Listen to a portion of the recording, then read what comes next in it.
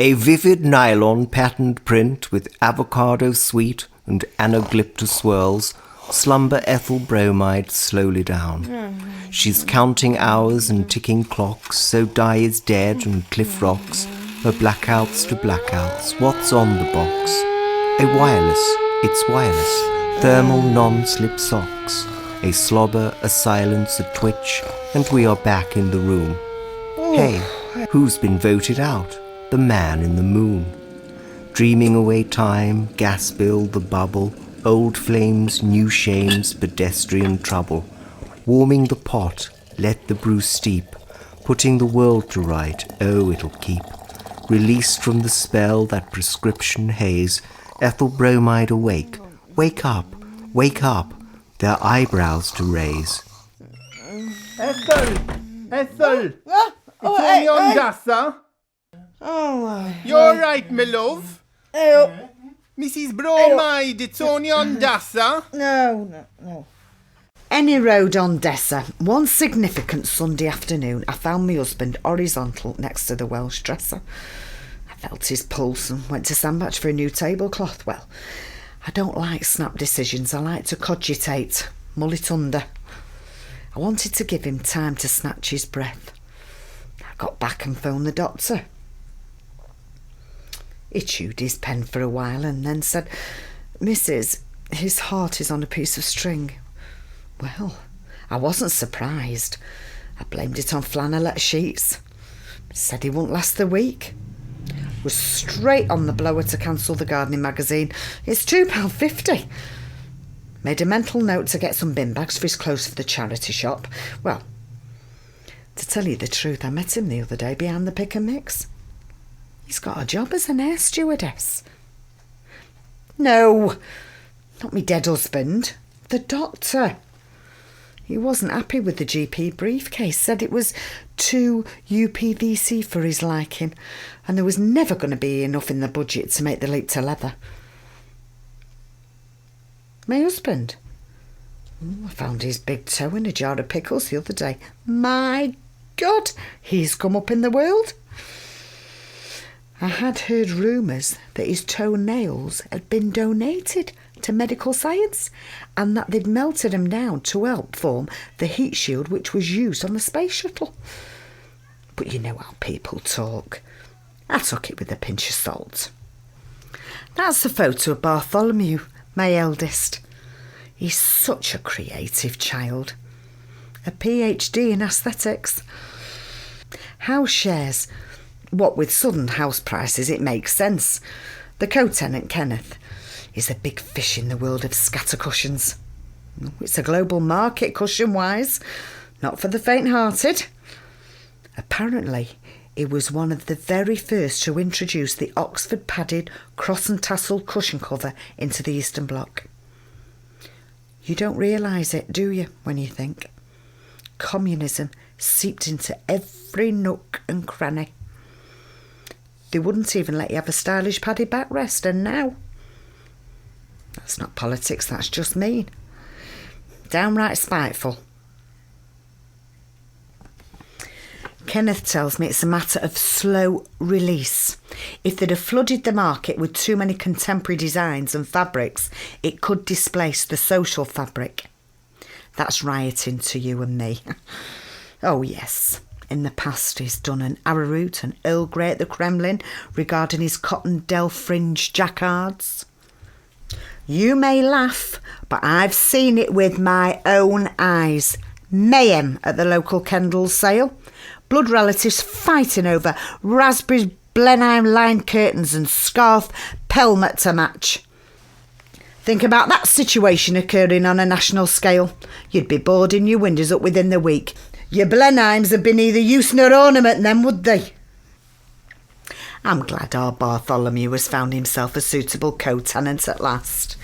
He's been through so many. At least Kenneth is open to Bartholomew's bold creative streak. He takes pieces of warped wood, 2 splotches of brown paint and calls it Untitled. Gets £4,000 commission fee and is currently resides in an open-air gallery making sculptures from old coat hangers. He's done ever so well for himself. Call me old-fashioned. Call me tomorrow about lunchtime. But I like me galleries with a roof on. Being a lecturer, he has a lot of vacation time. He spends most of it lolloxing in these urban backsplash bars in uncomfortable garden chairs, forking out over the odds for diluted down European lager. You know what they're like. A few uplighters, bare brick and floorboards. I mean, don't get me wrong, I can see the beauty. But I fought a war for fitted carpets and flock wallpaper. That's a photo of Leslie, me youngest. Incredibly photogenic. Very busy with her TV work. She played Freeway the dog in Heart to Heart.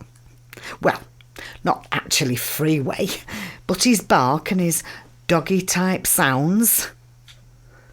The fan base for Freeway was astronautical.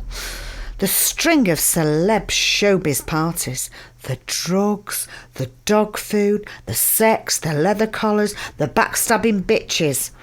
And all the time, Robert Wagner was at home, alone, nursing a cold mug of cocoa. When Freeway went down with alopecia, questions had to be asked. Robert Wagner was strangely unavailable for comment. Freeway's agent finally pulled him out of the show when Freeway narrowly escaped death in a drive-through shooting. The pilot scripted a new show with an Aberdeen Angus and ran with the idea of introducing 2 bedridden koala bears. Robert put a dampener on every idea. The electric fan base of the show had gone. Freeway was the very thing that superglued it all together. That and Max's gravelly voice. That wasn't natural. No. There's an ongoing court case. The studio made him smoke car tyres and perspex acrylic sheeting for years. Before Leslie dropped the show, she cunningly got a sticky mitts on one of Stephanie Power's silk nightgowns.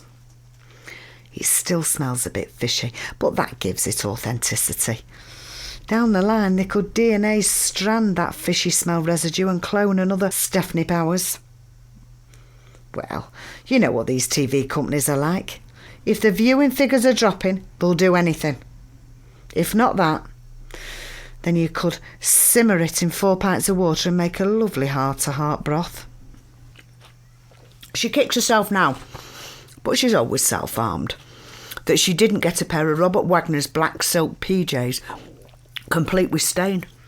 There's an underground car park / gay group that buys kinky stuff like that for astronomical prices, probably charging hundreds of dollars to perverts just to sniff the crotch. It'll be the same sort of heady effect I get when I've had my head in the oven after dispersing a whole bottle of Mr. Muscle. Leslie's writing a book. She's very brave. And whilst in Hollywood she hit upon hard times, but my Leslie didn't buckle, and she did what she had to do to make ends meet. It was destiny, fate, call it what you like. But that part-time lavatory cleaning job is going to be Leslie's big break. She's already had film offers. 2 words. George Michael. Put it this way. It took a whole bottle of Harpic to clean those urinals. To be honest, I think it's affected our Leslie. She only has to see a policeman's helmet and she's salivating. She can't look George Michael in the face. Not that she ever sees him. She says, Mum, I saw enough of George in that urinal. Last me a lifetime. She was windowing in the skylight at the time. Had an aerial view. She says she's surprised that George didn't permanently damage his voice box, but well, I suppose he's used to getting his nostrils round a big microphone. Well, I better go. I've said enough. I've got a bucket of Solvite to mix and it'll be going lumpy if I don't look sharpish. Then I'm bobbing to the precinct for floor-to-ceiling warm winter anorak. Apparently there's an ice age coming. I don't know when exactly, but I always like to be one step ahead. We shall gather by the river, The beautiful river. All right, my love, all right, my love. I've done you a lovely couple of tongue sandwiches and left them under a bit of cling film by the microwave. I'll be seeing you again then, my love. See you next time, Ethel. Okie doke. Okie doke, my love. We shall go by the river.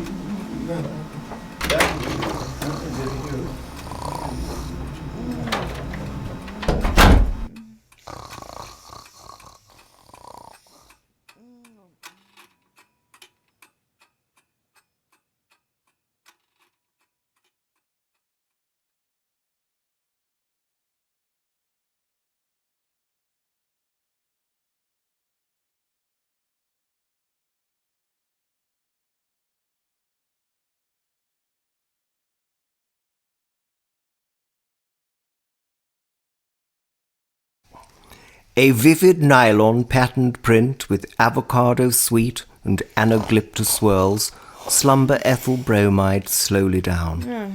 She's counting hours and ticking clocks, so Di is dead and Cliff rocks, her blackouts to blackouts. What's on the box? A wireless, it's wireless.